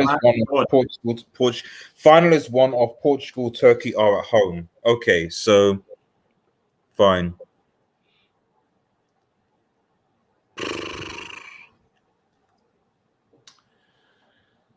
Dodd, man. Dodd. No. I mean, because put it this way: if Portugal come through this, I think that these guys could win the World Cup. Like, if they come through this, so you have to now come through Turkey and through. So if you beat Turkey and most likely Italy or North Macedonia, but if they beat Turkey and Italy, bro. But their manager's a brick, man. They actually have the players. I believe they have the players. Yeah. This is what's so frustrating. Portugal actually have a very talented squad. Yeah. Also, but their manager is the equivalent of Gareth Southgate when it comes to. Respect to the gates, man. Respect to the gates. And you can make a case. You can make a case. He's better. Southgate is better because he's taken England further in the last World Cup than Portugal did. So that's shouldn't even be a disrespect, And it's not like Portugal haven't had ties to do that, although they've been unlucky with some draws. But I just think that because he's going to be very, very defensive, he's going to allow to come on and going to rely on Ronaldo's counter. But at the same time, it's just the mentality of Ronaldo that he will not want to not play a World Cup, especially last World Cup. And do any of the Italian players in that current squad have that mentality? Oh no! Italy, bro. Italy are different. Like, Italy have that mentality for sure. It's just that for Cristiano, it's an obsession. For Cristiano, it's a full-on obsession for Cristiano, man. But also even Donnarumma as the goalkeeper as well. That makes a big thing. So Italy have the better. I wouldn't say Italy have the better squad, but they have the better coach, and there isn't that much of a difference between the two squads. So you've got to give advantage to Italy now. But you know what I'll tell you? If Italy don't make it, Jorginho, you literally had a penalty to take your team through, and you missed it. Everything will go back to that. You had a penalty. You had a freaking penalty. Do your freaking job, and you missed it. So, but my thing is, listen, whatever happens, it's a huge story. Either Cristiano not making the World Cup or Italy missing out on 2 successive World Cups. Because it was crazy that they didn't make the World Cup in 2018. So if for a 4-time winner to miss out on 2 World Cups, that would be insane. Actually, let me bring in this thing. Your boy Miguel Rabines, thank you for the up, says people will stand to lose a lot financially and commercially if Ronaldo misses the World Cup. Yes. The second a Portuguese player goes down, you see, that's my thing right now. It's like, I'll be real with you, man. Is that I really thought that they would rig the selection thing to ensure that Portugal gets an easy draw. Because my thing is, 100. If it is Portugal-Italy in that final, there may be a dodgy decision, and Italy will say, "Hey, we got dumber." Because, guys, we have to deal with the reality. This World Cup, I know World Cup is big and everything. A big selling point of this World Cup is this could be Messi and Cristiano's last World Cup. That's a massive selling point. And for Qatar, first of all, they suffered to get the World Cup to begin with. So Qatar's like, freak, we don't have Cristiano in our World Cup, bro. So, man, there may be some dirty things, man. They probably might not even let it get to that point, because they might even look at the North Macedonia game and go, yeah, rig that. So get North Macedonia to win. So that when Portugal beat North Macedonia, no one's going to care. Yeah, it's going to be fine, so. 765 says, H, did you see CR7 cry post losing to Porto? #passion. No, look, man. CR7, the guy cares a lot. And I think that even when you saw how they messed up against Serie, which I don't know, have no idea how they messed up against Mitrovic, the guy cares. And look, nobody wants to see a guy cry. But it's done, man. QC8 says 0%, and I mean no chance, got Ronaldo to retire without a World Cup and 0 knockout goals. It ain't over until this. For me, I think something special will happen. Ronaldo, something special will happen. I think I'm making. Gato says, RDS Twitter DM, click the link, scroll to FIFA World Cup link. No. Oh yes, I see Gatlock. Oh, right, he's giving you like the rules and regulations. Oh, if you wait for Nations League. Oh, thanks, Gatlock. Yeah, no, I appreciate it. Okay. I also see Gatlock's tweet that he sent me before about you. For some reason saying that Hakim Ziyech was better than prime CR7 Ronaldo. Okay, QC8 says Italy has no attack. Final in Lisbon. Go to Ronaldo to Yeah, rise. the atmosphere is a big thing, I think. Yeah. Yeah, that's huge. That's huge. But they didn't do the business in Portugal against Serbia. So, but I believe in Ronaldo, man. Hearty Momo says, if we beat you lead level, 9 points gap, and you haven't even beaten us since 2018. Arsenal fan. Arsenal fan. So are you worried about that? About Arsenal beating us? Yeah. I'm not. Oh, no, because Arsenal have beaten us. It's more just the fact that I know Arsenal will implode. So even if Arsenal win, like it's typical Arsenal. This happens every season. Like they get gassed because they go on and run, and then turn of the year, January, etc., they implode, and then there are Arteta out, AFTV out, Arsene Wenger out, etc. So I don't even mind if they beat us because I just know that inevitably they'll implode at some point in the season. So it is what it is for Arsenal. So wait, let me bring in Waske. Waske, talk to me, man. Waske, I did not use any juju, and Waske, remember we have pro clubs to tonight, man. So better get your shooting boots on. We need to get promoted. So talk to me about this whole playoff scenario, man. Talk to me. Real. You spoke for the streets, bro. So I'm going to bring the old age back. Man, I'm going to give it to you raw pause. So start doing Afghan Hawaii. So see, this shirt means it gets real. It gets real. Hashtag November 28th, man. Hashtag November 28th. It gets real. It gets real. It gets real. See, Red Devil. It's great to see you, by the way. It's great to see you. No problem, YSK, man. London Blues guys were telling me that they don't. It's unthinkable. It's unthinkable that they can see a scenario where they lose to a team without a manager. Essentially, we're a team without a manager, and like Red Devil said, we're run by a guy with just A levels. Now, I was gonna comment on this combined 11. I'm looking at this 11. No, I'm looking at this. I'm looking at it. No. Hold on. No. I don't care. The problem is, I see so many London Blues guys here. I'm trying to figure out. Yeah, I mean, it's weird. Waiske, can you clarify why a man who has a Ballon d'Or is out of a team for a guy who eats hamburgers? Can you clarify that for me, YSK? Why Hazard starts over Jordan? He's best man. I mean, I thought it's weird because I mean, with that guy in the team, I don't think this team has a chance of winning the UCL personally. Because I don't think he's ever actually won it.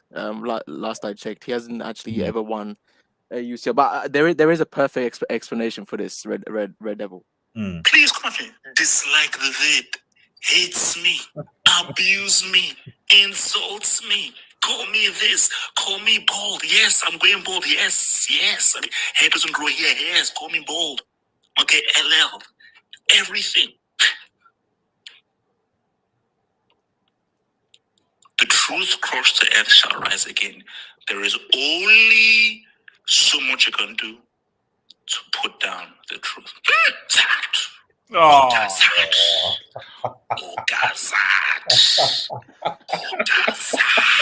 is like the worst receipt. This is the worst receipt. Ogazad, man. Shout out to Ogazad. Ogazad. Yeah, before we get to Cristiano, also, HH, I want November 28th after you baptize us at the brothel. I want that to be the release date for the Yech. No, actually, as I said this right now. What's it called? Moga's the guy who did new. Yeah. We are working on an album. We are working on an official Football Hot album. So basically, because what it is, we're going to do like a song called Technique, a song called Bricks, a song called Receipts, a song called The Streets. So we're actually working on a full whole kind of like remix kind of album with all of the phrases. So yeah, that's and it's probably going to. Well, it's going to take a while, but the first single will drop soon. Don't worry, we're working on it. We're working on it. It better be yes, man. I've been waiting for that for No. Now. I've been waiting for that since Krasnodar. I'm not getting paid. Those songs are not getting paid. Bro, I've been waiting for that since Krasnodar, man. I gotta get that. Why? You actually make a good point. Just one thing that you mentioned, Charles, before we move on. In that combined 11 that we had, was Hazard the only one in that combined 11 without a CL? Because Schmeichel has one, Aspie has one. Terry doesn't. Does Terry have one? No, Terry does have one. Terry does have Terry one. has one. Bernard has one. Yeah, no. Kante has one. Ronaldo has one. Let's say you take Drogba has one. You take York or Cole or one of them that have one. I believe he's also the only guy on there who hasn't got a treble or hasn't got a double. He hasn't got a legit double. I think he's the only one on there who's only rocking a domestic. Strange, man. There's nothing you can say. It's odd. It's odd. How we have a guy that all-time best 11, and he doesn't even have a Champions League, and he gets into. Yeah, I mean, it is what it is. Portugal, you have to sacrifice. Anyways, yeah, this is shameful. For the whole week, I've been hearing non-stop reverse juju takes from this brick, and it worked, man. Listen, congrats to you. Seriously. No. I know. Yeah, I know. You don't think he can make it through? You don't think he can make it through? No, I don't. I think they'll get knocked out by Turkey. Oh, stop it! No, they'll lose to Turkey. Watch. They're not getting past Turkey. They're not getting past Turkey. They're gonna lose to Turkey. I have no confidence in Portugal getting through Turkey. There's no way. Like, forget Italy. Like, I don't know why guys are getting into Italy first. I mean, listen, shout out to North Macedonia. They did their thing against Germany and whatever. But they're gonna get crucified in that game. They're gonna get crucified. But yeah, bro, I don't have any confidence that they'll even make it past Turkey. So congrats to you. You did your thing, man. Like he's out. He's done. He's finished. Okay. Let me ask this. Let's create a scenario. If there is a scenario that Portugal do qualify, what will you then say? If Portugal qualify through these playoffs? Well, what? They get through to the finals? No. Yes. So they beat Turkey and they beat either Italy or North Macedonia. What will you then say? And CR7 shows up and he rises like a phoenix. To be honest, it doesn't matter because the guy still has 0 knockout goals in a World Cup. So it's meaningless. And it's a shame, man, because I wanted to see this guy in the World Cup, and wait, why you wait? No. Why are you so pessimistic? Why are you so defeatist? It's okay. No, honestly, it's fine. In life, you have to be humble sometimes. And, it's one of those occasions where. Do you know what's going to happen when Cristiano does see you by knocking out Italy in the final? We're going to come back to this, and this is not going to be used as a clip. You see, actually, I'm not falling for any mistake. CR7 will rise. Portugal are making it through to that World Cup. They are making it through to World Cup. So, Italy missed out on 2 World Cups. How do you miss out on 2 successive World Cups? How? No. That's not happening. They're going through. I mean, I don't know the condition of La Colarati. I don't actually know what his condition's like because I heard the dude smokes like a 6-pack a day. So yeah, I don't know what his condition's like. But they'll get through. Portugal have no chance. They have no chance. So from your boy Amos K says Messi cries loser, CR7 cries winner, false image. Did you watch Juve's All or Nothing? Oh, is it out? Yeah, it's on Amazon, bro. Go watch. Wait, you're muted. Red Devil, you're that's where the investigation. Isn't that where the investigation thing is coming from for Juve's like tax? Well, I don't know. Presumably, it's some sort of financial. Wait, but my thing is, did these guys learn their lesson from Moji? Clearly not, bro. That's why I said if they win the league, we have to now, we have to investigate them inside out. Okay, so does this now go back to all their league titles that they've won? No. I think it's just based on last season. Last season, Cristiano's final season. So the main thing will be like will they get like a massive point deduction? I'd imagine, like going into for this season to carry on, which if they do might mean that they get relegated, obviously, as a punishment, and then you can just forget about them. Yeah. Wait, again? How do you get relegated twice for fraud? so that doesn't like you played badly. You got relegated twice because you were trying to cheat. wait, guys. Lance, I think it's to you guys from Hatimomo, who's an Arsenal fan. LSK, you're finishing in Europa. Arsenal to finish fourth. LSK, you want to respond to that?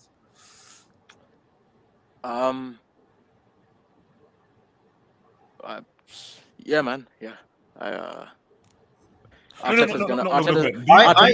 you generally believe that Arsenal will actually? Arteta's gonna do a number on Ralf. He's gonna do a number on Ralf. Oh, okay. So Ralf is definitely going to be in for the Arsenal game. Yeah, he's gonna be on Monday, I think it is. Damn. Yeah, but the Arsenal game is Thursday, isn't it? So, real quick, obviously, we'll talk more about this thing on the hangar. Like, I mean, what's your feeling about the whole? Because the thing about the whole Ralf thing is, it's like, which is what I said on the terrace. Good news and bad news. The bad thing is, he's never won a league title. All he's won is a DFB Pokal Cup, and that's it. So he's not really known for winning many trophies. The good thing is, he invented Gegenpress. So Klopp, Tuchel, and everything are pretty much his proteges. And also, they say he's going to be a consultant in 2 years' time. So we now have a football guy now making football decisions higher up and so forth, rather than that clown Woodward. So, like, I mean, Red Devil first and then to Wise, like, your views on the whole Ralf thing. Yeah, no, I agree. I mean, at the end of the day, like, irrespective, it's still going to do better than Ollie. So with what we had, I don't think any United fan really does realistically think he's going to come in and win the title. I think the whole point is that he's supposed to be an interim manager and then move upstairs to then work with the next manager of Manchester United Football Club. Now, of course, if he somehow wins a treble by the end of the season, he's going to get the manager job full time, isn't he? There's not going to be no doubt about that. But that's not going to happen. Potentially, even if he wins the Champions League, that would still probably happen. But I think the fundamental thing with Rangnick is his philosophy. I mean, the man took an energy drink and made it a football club. That's how good this guy is. RB it's like like Red Bull. Red Bull gives you wings and gives you wings, yeah. And it's like no, I create football. That's what he did with RB Leipzig and Salzburg. He turned those brands into footballing teams. So if he can do that with an even greater budget and also the influence, because I think the big thing really with Rangnick was just the fact that the dude needs control. Because if you recall, Chelsea actually wanted to hire him as their interim until the summer. They actually wanted to hire Rangnick as their interim, but it didn't work out because he just wanted more control and he wanted more time because he thought 4 months just wasn't enough time. And then he's the one actually recommended, guys, you should just go for Tuchel because I know the guy. And that's why. So he was actually responsible for Chelsea actually getting Tuchel in the first place. From that thing, this guy has a footballing brain, and I think his best work will not necessarily be in the dugout, but will actually be when he goes into the senior positions and actually making actual football decisions. So Manchester United, hopefully will be much more of a force going forward with proper coaching, potentially even access to now a swirl of talent, of German talent, upcoming talent. And I was even saying, and I end up with this, that like people saying that it's going to be Ten Hag, Pochettino, etc. He's clearly going to be involved in the recruitment potential of the next coach. He might find an up-and-coming German coach that no one has seen that he says, you know what, maybe this might be a good idea to go with. And I trust him over Ed Woodward or the board currently making that decision, because he at least will be making a footballing decision, even if it's still a risk. Waske? To be honest, I'm more happy the fact that he's gonna stay for the 2 years after his management, because we haven't had that footballing figure above the manager for so long since David Gill, and that's been a disaster because no one above the manager. I mean, the manager's been a disaster class after disaster class. So to have that figure in that position is gonna be, that's what I'm most looking forward to. because I think he more than a managerial wise, I think he has the smarts to deal with the business aspect as well as football. So that's a positive. Obviously, he hasn't got the pedigree of a a Tuchel or a Klopp or whatever, but those guys, they are his offspring, in footballing wise. So that's going to be very exciting. And the main thing is, he has the players at United to do what he did at Leipzig. Like he can do that. The problem is going to be again Cristiano, because you're going to have to utilize him somehow, and it will be interesting to see how he figures that whole situation out and see how he actually goes about doing because Cristiano's going to be here for what, 2 years, maybe 3 max. For that time, it's going to be important to get the absolute maximum out of him, and utilize him for the best he can. And before he steps down, I think actually he said he wouldn't mind taking the job full time as a manager. So I guess it depends on just how it goes and what the Glazers are thinking and everything. So, all right, before we round out of here, Detroit Rock City. #Hostage FC. His team lost to Chelsea in the 2022 UCL final, where Schweinsteiger missed a penalty in front of Bayern fans, and Drogba said, "What's up?" Surely the greatest English team can beat Hostage FC, the same team that beat the crap out of my team in my own home ground back in 2012. Detroit's Rock City. When we beat you in 2012, it wasn't personal. It was only business. So. Is what it is. I know it's painful that we beat the crap out of you in your own home ground. I know it pains that you were the favorites. I know it pains that Robin missed a penalty during the game. I know it pains that Drogba scored a goal in the last minute that broke your heart. But it is what it is. You don't have to call us Hostage FC. We are the UCL winners. What are you? Last check. But when else do you win the? Okay.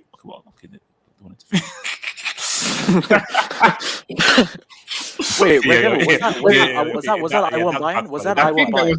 That wasn't I1 Bayern. That wasn't I1 Bayern. That wasn't I1 Bayern. That was hashtag bring it on, full strength.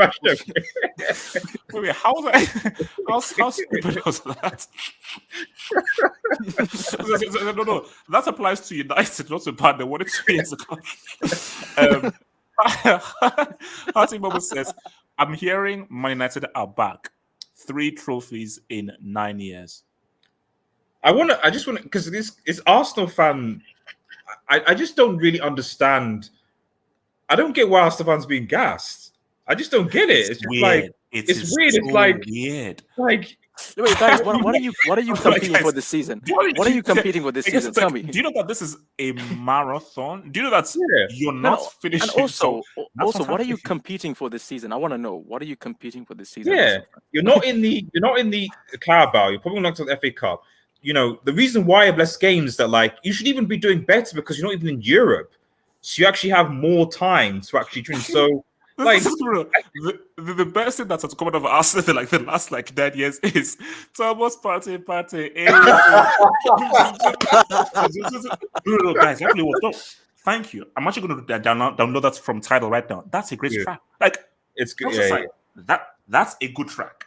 It's party time. Yeah, man. Party, hey, party hard. Okay, guys. So, guys, please remember, guys, tonight, I need you to have my thingy, YSK. Join us, man. We're going to be on pro clubs all through the night and so forth. The game is trash, it's crap, and so forth. But join us on Twitch from about 1:15, 1:20. CCFC, man. CCFC. We CCFC, right. Man. So, guys, Red Devil Studio, check out my channel. Peace. Remember to subscribe to Red Devil Studio, great United content, friend of the show, and so forth. So, guys, peace out. Stay true. We'll see you guys tomorrow. Peace. Peace.